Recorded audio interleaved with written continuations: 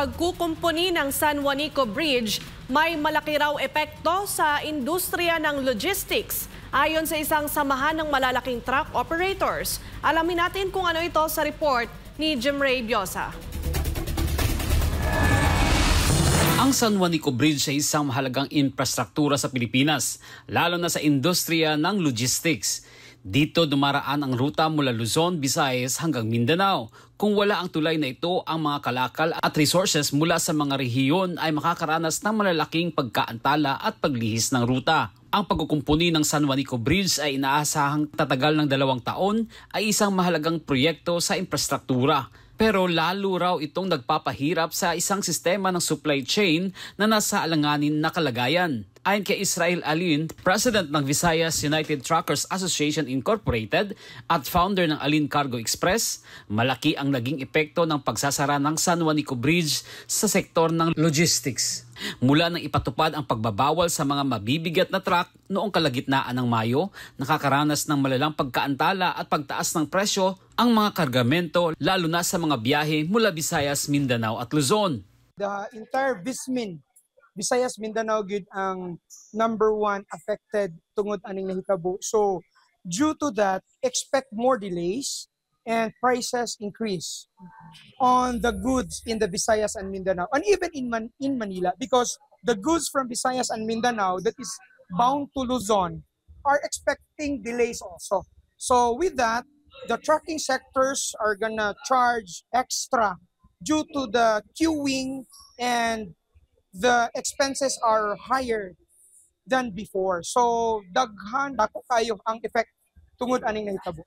Bilang alternatibo, ipinaliwanag ni Alin na ang mga grupo ng logistics ay pansamantalang gumagamit ng mga roll-on, roll-off o roro na barko para mapabilis ang daloy ng mga kalakal, bagaman limitado ang kapasidad ng mga ito.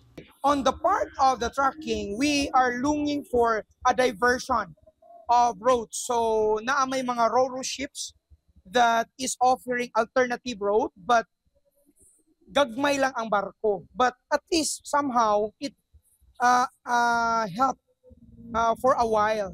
But ang long-term good earning effect, sana ma-repair immediately because of the major impact yun sa economy sa atua.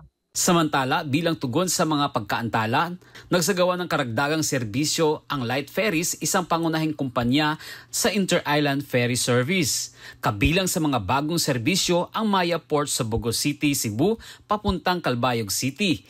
Maya Port sa Bogo City, Cebu, patungong Matnog, Sorsogon.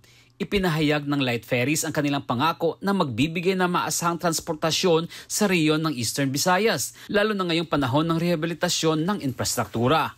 Habang nagpapatuloy ang pag-aayos ng San Juanico Bridge, binigyang diin ni Alin ang kahalagahan ng malinaw na komunikasyon mula sa mga otoridad. The trucking sector or the logistics is been informed. Informed ta ana. But of course, with regards to the completion and others, wala na tayo detail.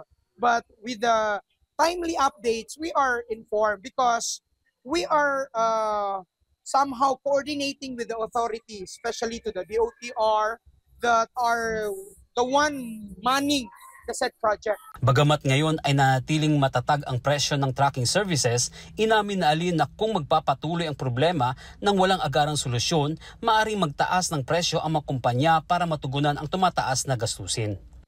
Ang pag-aayos ng San Juanico Bridge ay isang paalala ng kahalagahan ng infrastruktura sa pagpapatatag ng ekonomiya. Habang mahalaga ang mga ganitong proyekto, malinaw na kailangan ang pagtutulungan ng pampubliko at pribadong sektor upang mabawasan ang epekto nito sa mga negosyo at mamamayan. Mula dito sa Cebu, para sa Diyos at sa Pilipinas nating mahal, Jim Ray Biosa, SMNA News.